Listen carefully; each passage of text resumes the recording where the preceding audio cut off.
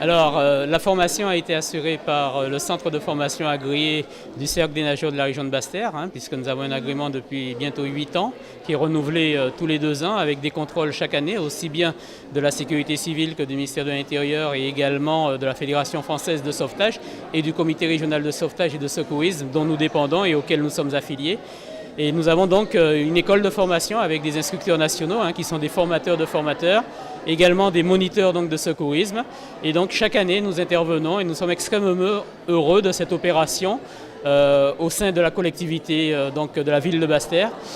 Nous avons été sollicités également par d'autres collectivités voisines. Nous allons tâcher de nous organiser pour y répondre bien sûr favorablement parce qu'aujourd'hui les premiers gestes de secours, on l'a vu, on le voit au quotidien, sont essentiels, sont indispensables au niveau de la connaissance, au niveau de la maîtrise pour avoir le geste qui sauve au bon moment et puis surtout avec le bon geste. Voilà, donc il y a des rudiments, il y a plusieurs niveaux de formation, il y a les premiers gestes de secours civiques de niveau 1, il y a ensuite le PSE1 auquel nous formons également, qui est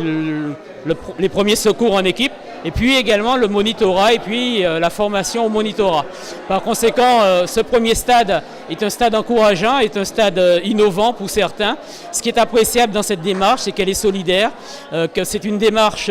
qui permettra donc à ces mères de famille, puisqu'elles étaient 68 personnels de la collectivité qui travaillent dans des crèches, qui travaillent dans des écoles municipales, dans des écoles primaires, dans des maternelles, de pouvoir transmettre, mais aussi de pouvoir savoir faire ce qu'il faut au bon moment. Voilà. Et donc, ce devoir citoyen, ce devoir civique, nous devons le faire et nous sommes extrêmement heureux de voir qu'on a trouvé 68 mères de famille qui ont accepté également de jouer le jeu et de s'engager dans un programme pluriannuel avec la collectivité et nous espérons qu'à l'initiative de la ville de Basse-Terre,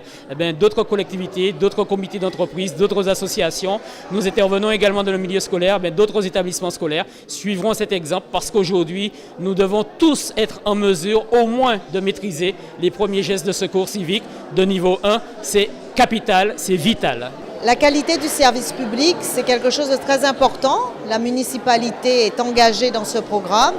Donc pour les professionnels, il fallait faire cette formation qui est d'un premier niveau en termes de secours parce qu'une municipalité comme Basse-Terre, nous avons 9 écoles, nous accueillons des enfants, nous avons 2 crèches, des tout petits et il faut pouvoir initier sur les premiers gestes de secours. Donc à la fois, nous sommes dans une mission de service public et en même temps, ça contribue